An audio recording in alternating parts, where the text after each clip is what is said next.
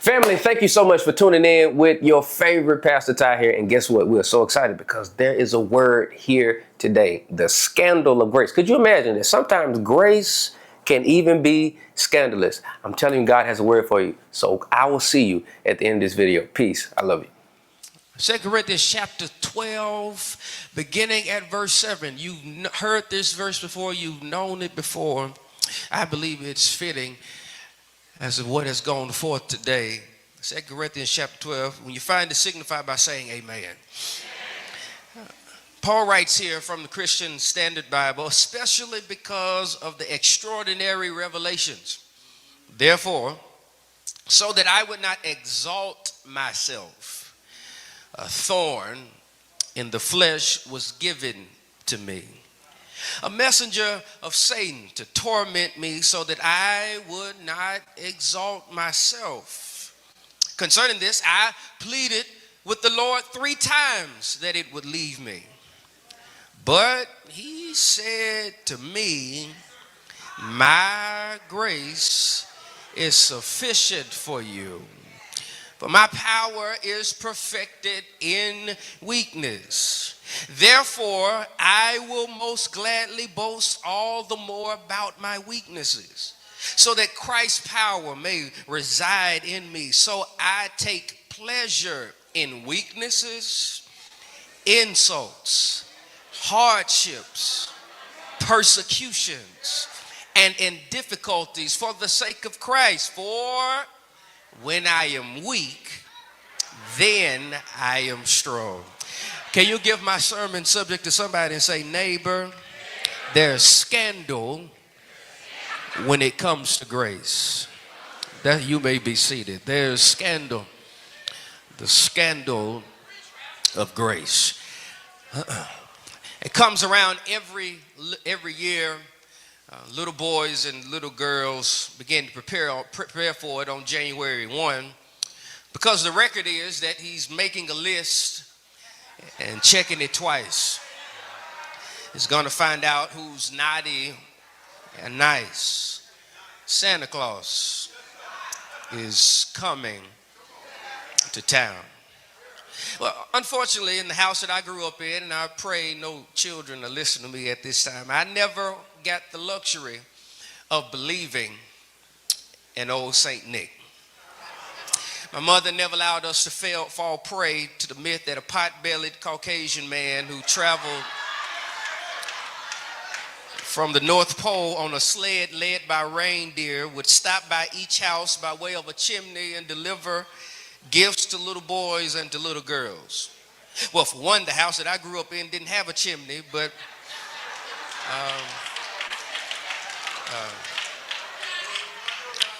also my mother was a stay-at-home mom and always wanted my brothers and I to be aware that our father was the one who provided for us. We were always aware that it was our father, it was our daddy who brought us gifts for us on Christmas Day.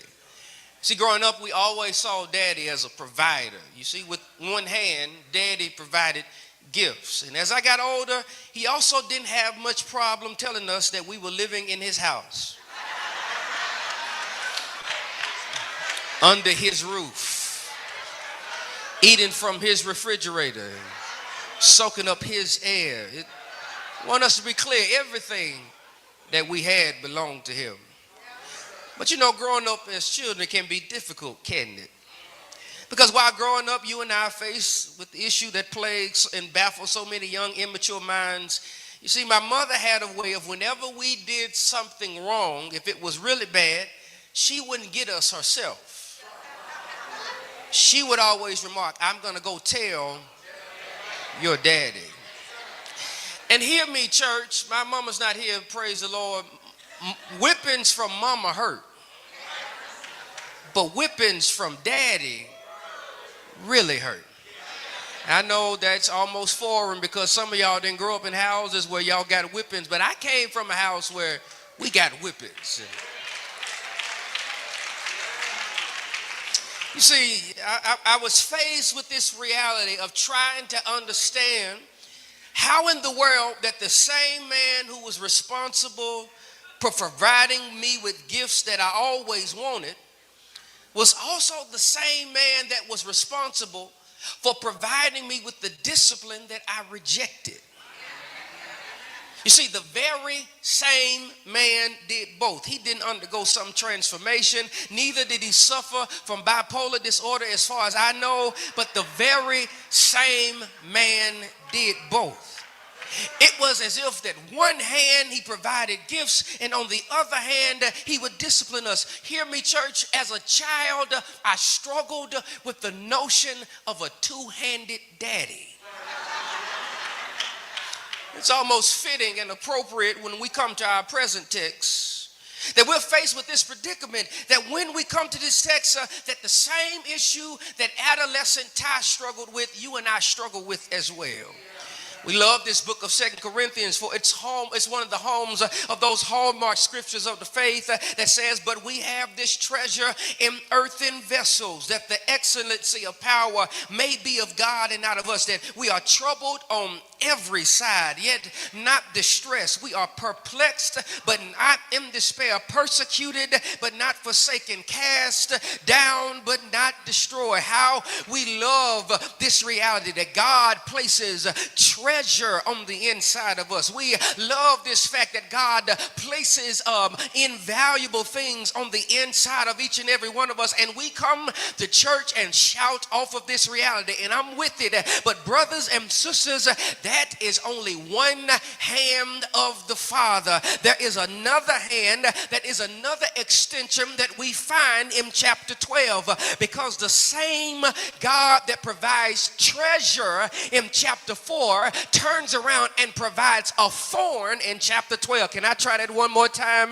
The same God that gives treasure in chapter 4 is also responsible for providing a thorn in chapter 12. And I got a problem with that, because the humorous thing is that both the thorn and treasure are both signs of grace. I got a problem with the reality that both thorn and treasure is an extension of the grace of God, and we are comfortable with a grace that provides us with things that we like. And I hear the language of the church all the time that we have developed an affinity for this word called favor, and I would have you to know that the same word for grace is the same word for favor in the New Testament. It was treasure, favor, that saw crippled Mephibosheth in 2 Samuel chapter 9 and brought him from Lodabar to Jerusalem and gave him back everything that belonged to his father and grandfather, because that was a treasure favor. It was a treasure favor that went to Jesse's house in search of the next king of Israel,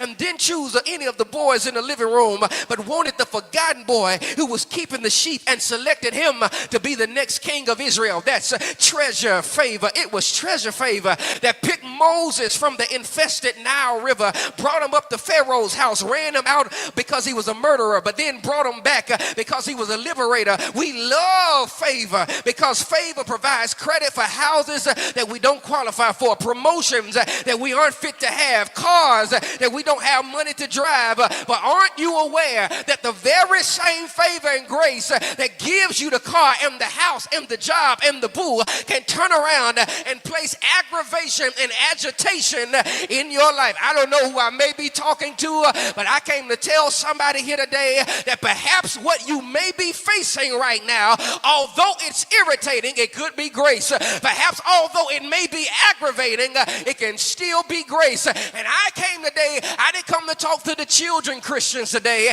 I didn't come today to talk to the teenage Christians today. I came to talk to the grown-ups today. I came to talk to the people that have walked with God for a little while. I came to talk to the people today that say, hey, Rev, it ain't always been good in my life. Things ain't always turned out the way I expected it to be. And things ain't always going the way I thought they should go. And I gave my life to Jesus. And I came to tell you that it could be you on the right track, but sometimes treasure and grace from God comes in the sign of a thorn. And I got a question, First Institutional. Are you willing to grip both hands of the grace of God?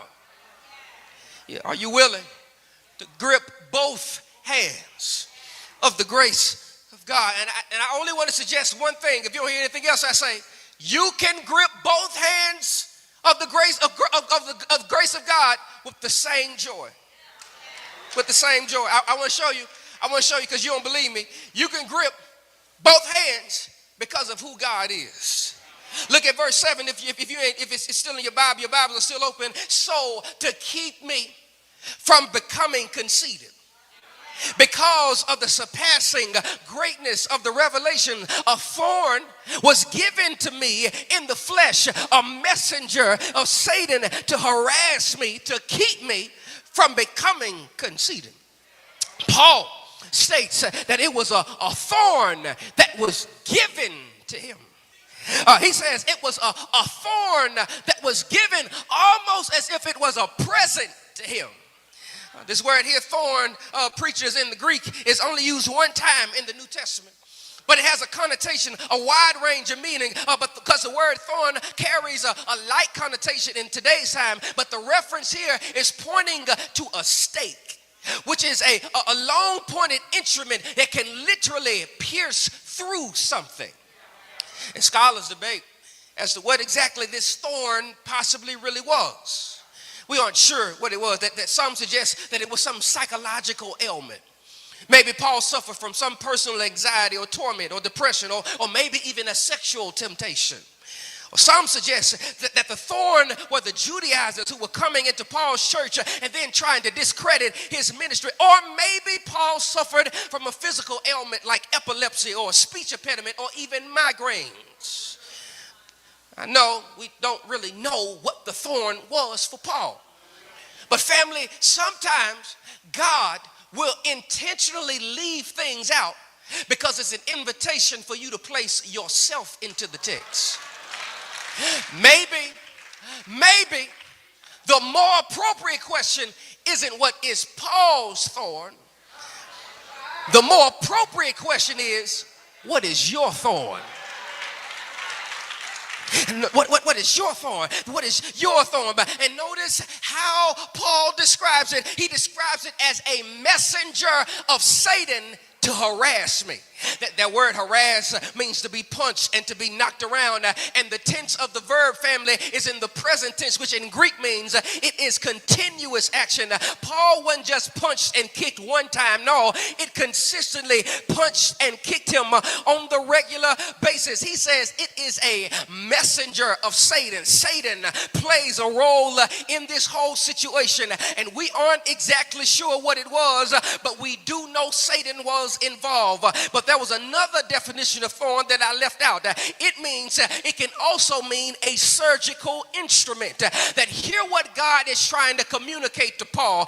God is trying to communicate to Paul. Paul is trying to communicate to us that God is so large that even God can use the plots and plans of Satan medicinally. You missed that. You missed that because you don't understand. You don't understand what this exactly means. A surgical instrument is used by a doctor in order to perform surgery. In other words, Paul, what you are going through has surgical implications. There are things that I'm trying to get out of you, Paul. There are things that I'm trying to rid you of, Paul. There are things that I'm trying to get you healthy for, Paul. And sometimes that's got to come through the avenue of a thorn. That reminds me of what happens in Genesis chapter 50. Old Joseph has been through a lot in his life. His brothers have betrayed him, put him in a pit, and then ultimately he gets to Egypt, interprets the right dreams, and ends up being second in command over Egypt. And then his brothers show back up, and they don't even recognize Joe because Joe looks better now. He's walking better. He's dressing better. He's got more money in the bank account now. And they say, wait a minute, Joseph, we are sorry for what you have done. And Joe said, don't even worry about it. You know why? Because what you meant for evil, my God was able to turn around and allow it to be made for my good. Sometimes God will allow the devil to work in your life because even the devil has to succumb to the plans of God. It reminds me, preachers, it reminds me of this old preacher, old scholar by the name of Martin Luther, the father of the Protestant Reformation. He says that Satan is God's devil. It's here is the scandal of grace. Here is the scandal of grace, that it can come from heaven, but hurt like hell. Yeah. Oh. But why? Why do I have to deal with Satan even in a medicinal factor? Why do I have to deal with Satan in such a way? Paul says, to keep me from becoming conceited. Yeah, you know what that means, because you work with people like that. You sit on the road with people like that. You got people like that in your contact to keep me from being puffed up and filled with pride.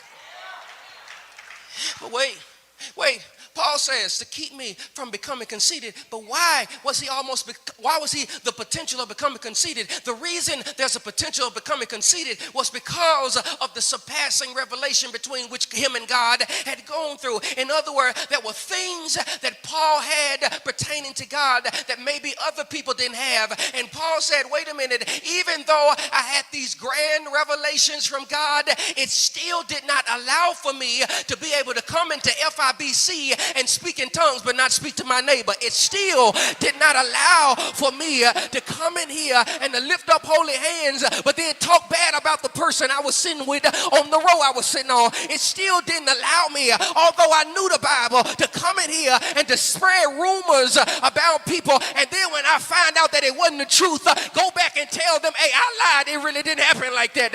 He said, even though I got a relationship with God, it doesn't give me a pass to act any type of way.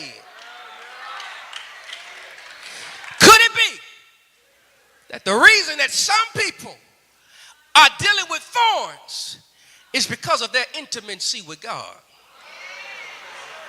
You got to be careful. Some things you're going to deal with is not because you're far away from God. It's because you're close to God. Reminds me, my homiletics professor, Dr. Joel Gregory, I remember on his 50th preaching anniversary, I was there in the crowd. He was preaching specifically about Peter, James, and John. He was talking about Jesus. And remember, he says, hey, Peter, James, and John are referred to as the inner circle of Jesus Christ. They got all the scoop. They know everything that is going on. And he said, think about this. He said, they knew everything. They were always welcome to come into the fold with Jesus. He said, and we in current Christianity and contemporary Christianity have lifted them up to a pedestal because God, Jesus, always brought them in closer than the others. But what if the reason why Jesus consistently brings them closer to him is because Jesus knew that if I don't bring them closer, I may lose them and never get them back? I'm trying to tell somebody here today, I don't know what I would be if God didn't burden me with the gift of preaching. I don't know what I would be if God didn't burden me with the gift of leadership. And some of you can be honest here today. If God hadn't changed your life, you would have been doing something way different than what you're doing now. But because God kept bringing you closer, some kind of way, God is getting the glory out of your life. Who am I talking to in FIBC or online today that can say, well, that is my testimony? And none of these people in here know it. If they really knew how I used to cuss people out, if they really knew what I used to be doing on the weekends, if they really knew where I was going late at night, if they really knew how I ain't always just drink Coke and Pepsi, if they really knew I ain't always laid down with my husband and my wife, God has made a change in my life. God. Sometimes a divine tailored thorn is there because God knows that if I don't bring you closer to me, I may lose you forever. I may lose you. I may lose you forever. I remember a couple months ago, probably about a year or so ago now, my friend, Pastor Reginald Sharp, he pastors in Chicago, and Sharp called me because I was supposed to send him a sermon with some research that he was looking at from the late, great Manuel Scott. I also to send it to him, and I had forgotten. And he called me late one night in my room. He said, "Hey, bro, I'm trying to get that sermon that you were supposed to send me." I said, "Man, I forgot. I'm sorry." I said, "But let me try and do it right now." I got my computer and I opened up my computer and I found the sermon and I tried to send it to Sharp. I was sending it to Sharp, and then I emailed it to him. I said, "Hey, man, did you get it?" Now, mind you, he's on a plane at the time. He's 10,000 feet in the air. He's 10,000, and mind you, he's texting me at the time. I said, "Did you get it?" He said, "Yeah, bro, I got it." He said, "But the voice is too faint. I can't hear what he's saying." I thought about that for a moment. I said, "Here it is. Sharp is elevated 10,000 feet in the air. And the reason why Sharp cannot hear the intended voice he's seeking to hear is because he's too high in the air. Because it's impossible to have high elevation and strong connection at the same time.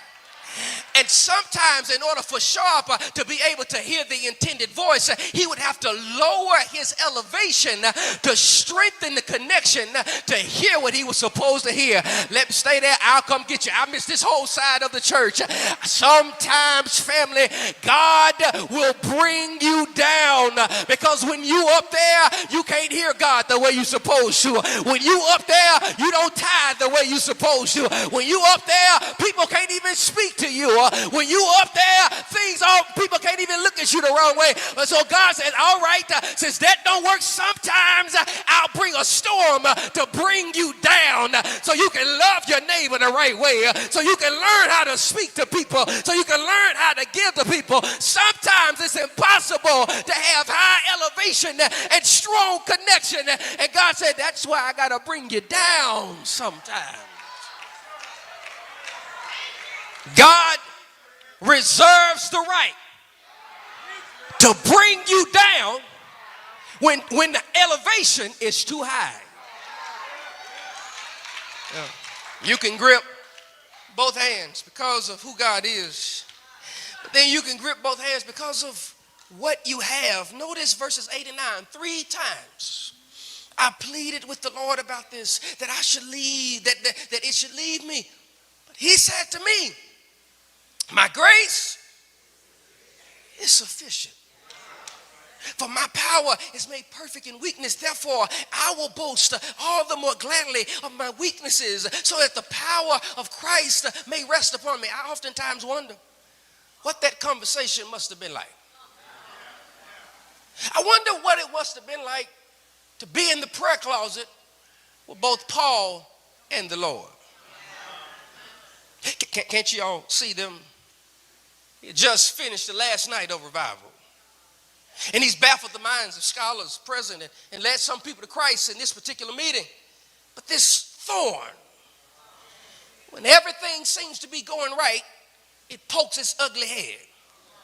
And Paul has to hurry up and leave the revival meeting. Doesn't have time to greet and shake everybody's hands. The driver pulls up to the front of the hotel. And Paul exits the car and stumbles through those automatic doors, and look at him as it seems almost all the strength that he has to get to the elevator so that he could get to the 3rd floor. He hears that ding, which is almost like the gates of heaven are opening up, and which signifies he's reached the 3rd floor. He limps and presses through the hallway to get to his room and opens the door, and the sheer weight of the thorn and the pain knocks him to his knees. But Paul lands on the edge of the bed and knowing that he's on the edge of the bed, claps his hands together and say, "God, this hurts. I don't know how much longer I'm going to be able to deal with this. I don't know how much longer I'll be able to keep bearing what I'm going through. God, take it away." He sits there in meditation for a few more hours, hoping to hear even a whisper from God. "God, please take it away." He sits there and God says nothing. Praise again. "God, take it away. I can't deal with this the way that I'm dealing with it. God, please hoping to hear something from God, and God says nothing. One more time, God, please. I don't know if I'll be able to handle it. God, please. And God says nothing. And then, finally, God speaks. Not the answer that Paul was looking for. Not the answer that you and I would want to hear when we're appealing to God to take away something. God says to Paul, no. Paul, I will not take it away. But why? Why, God? Why not? Why not take away the grief I'm dealing with? God, why not take away the pain that I'm experiencing? Because my grace is sufficient. You know, family, I got to be honest with you today that there's so many of us, that many of us are one no from God, from walking away from the faith. But I came to tell you today, if God ever tells you no, God doesn't tell you no and leave you empty-handed. God tells you no and then gives you what you need to deal with the no that God just gave you. He said, no, my grace is sufficient. Paul, no, my grace is enough for you to deal with this. You know what? The Gospels bear record of a man that went and prayed in the Garden of Gethsemane. He prayed, Father, if it be possible, let this cup pass from me, but nevertheless, not as I will, but as you will. And you know what? I got to thinking about that for a minute. Paul sounds a lot like my Jesus. Paul sounds like Jesus. And I got to tell y'all something here. If Jesus prayed and got a no, and if Paul prayed and got to know, who in the world do you think you are to be able to think you're going to pray on the regular basis and always expect a yes from the Lord?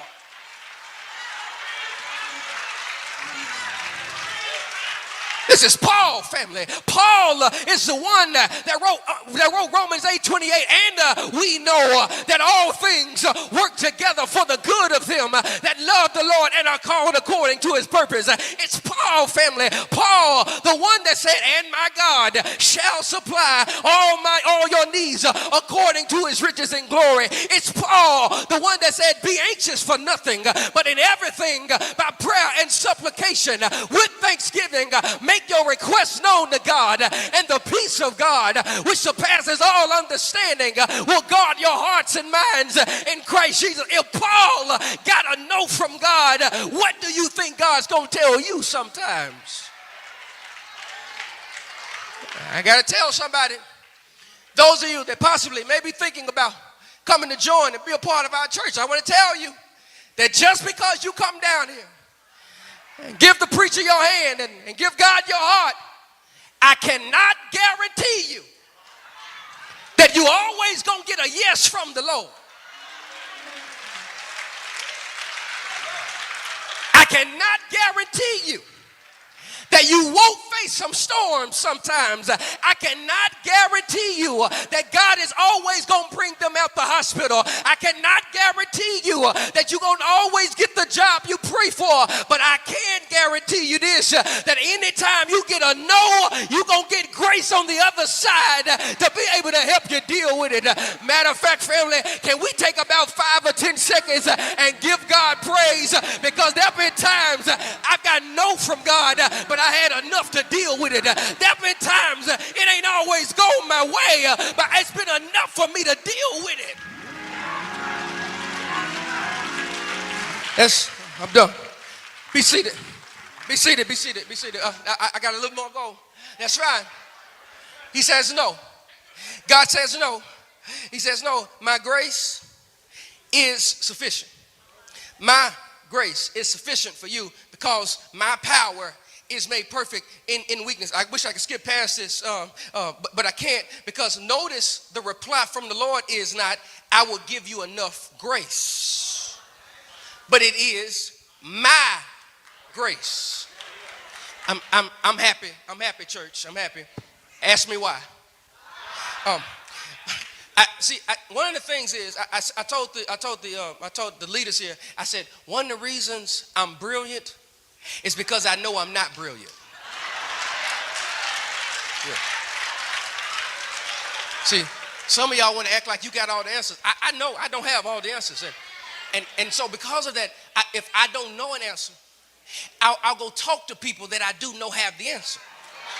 I was at Chick-fil-A with a friend of mine by the name of Marcus Jerkins. Marcus Jerkins has a PhD in New Testament from Baylor, and Jenkins and I were studying Greek syntax and Greek and Greek in the Greek language, and he was helping me with learning about the construction of the Greek language, and we were reading through this particular passage. And when we were reading through, we got to with the part where it says my grace, and Marcus said, "Hold on, Ty, don't move past it." I said, "Wait, man." I said, "We're trying to get through the rest of the passage." He said, "No, don't stop, don't go past that." He says, "My grace." He said, "Ty, what you have to understand is in the Greek, that is something called a subjective genitive." I said, "English, please, Marcus. I don't know what that means." I stood there with my eyes open. He said, essentially, what God is telling Paul is that Jesus is telling Paul that it is my grace, not the grace of the Father, but the grace of the Son. The same grace that was needed to endure the cross at Calvary. I'm sitting there listening as he goes on. He says, suffering causes us to feel as if God is not present during suffering, but grace is the bridge that lets us know that God is always still there. Hear me. So that while God did not need grace, Jesus did need grace, because Jesus wraps himself in human flesh, and he needed grace to endure the suffering. And Jesus needed grace, friends. When they came to crucify him, he needed grace to endure. When Judas betrayed him for 30 pieces of silver, he needed grace. When Peter denied him, he needed grace. When they pressed the crown of thorns on his brow, he needed grace. When they spit on him, he needed grace. When they punched him, he needed grace. When they mocked him, he needed grace. When he died, he needed grace. And what Jesus is telling Paul is that the very same stuff that helped me get through Calvary is the very same stuff, Paul, that is on the inside of you to help you deal with your thorn. Why don't you nudge your neighbor and say, "Neighbor, the same stuff you trying to figure out how I ain't lost my mind after everything I've been through, that same grace. You trying to figure out why I'm still showing up in church after knowing what they said about me, that same grace. You trying to figure out why I still got money in my pocket and still driving the car I have and still living where I live. It's because I got the same grace that Jesus had to endure the cross at Calvary." Why don't you shout to your neighbor, "Same grace"? Same grace. Same grace. I'm done. Same grace. Same grace, Paul. And he says about that grace, it is sufficient. Oh. It is enough. Paul, if you got my grace, you don't need anything else. It's enough. It's enough. But he says, because my strength is made perfect in weakness. I got it. You know, this is one of these days. I got a mentor that says this. One of these days, we're going to learn how to shout off reading the Bible. I'm going to show you. It says, my strength is made perfect in weakness. I got you. I got you. The reason why you ain't moved is because you don't know what that word perfect means. You think that the word perfect means blemish free in Greek. But the word perfect in Greek actually means fully present. In other words, there's some strength from God that cannot be fully made present unless you're weak. In other words, grace ain't for strong folk. Grace ain't for folk that got it all together. Grace ain't for people that got everything going right in their life. Grace is seen in the weakness of people. Is there anybody in here that can say, yeah, that's my testimony? There have been times I didn't know what was going on, but the grace of God covered me. There were times I didn't know how I was going to make it, but God's grace does not rest on strong people. Because God's grace rests on the weak people. For the sake of Christ, then, I'm done. I'm content with my weaknesses. Last verse.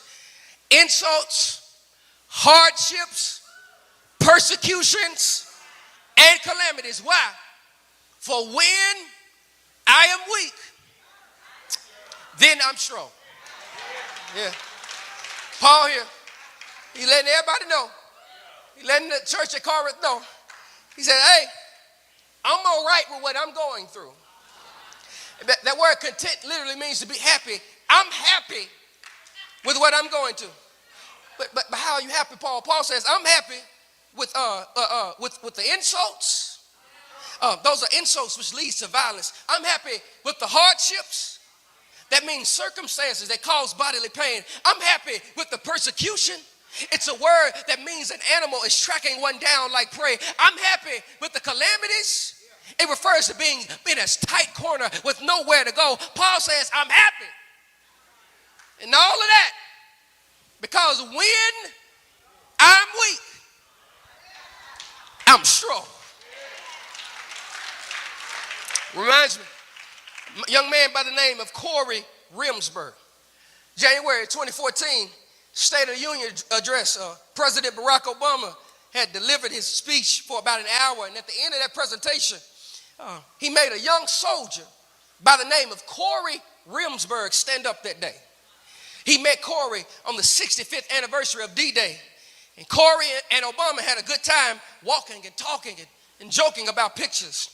Well, just 8 months before that, later, Corey would be nearly killed by a roadside grenade. It left him 3 months in a coma, and he had shrapnel in the brain, and he would lose sight in his right eye, and his left arm was paralyzed. But Corey was fighting back through rehab to make it back to his 11th deployment as a soldier. Corey lost his speech and had to go through hours of physical therapy, but the president said he just won't quit. He never gives up. But there's a pivotal scene. If you go and watch it on YouTube, at the end of the scene, there's a time that Corey is trying to stand to receive the applause from the people there. And Corey attempts to get up. And I noticed that when he wasn't able to stand up, there was a man beside Corey that wraps his arms around the waist of Corey and help Corey stand up so that he could receive the applause. I did some investigation and I found out that sitting next to Corey that particular day was his father that was sitting there, that when Corey could not stand on his own, his father wrapped his arms around the waist of his son and said, son, I know you've gone as far as you can, but that's okay. I got you, son. Let's get up a little bit higher. And I said, that reminds me of my Jesus. That reminds me of the God that I serve, because even when I'm weak, God has a way of making up the shortage. I'm still always strong. That's why the song says, amazing grace. I'm done. Shall always be my song of praise. For it was grace that brought me and purchased my liberty.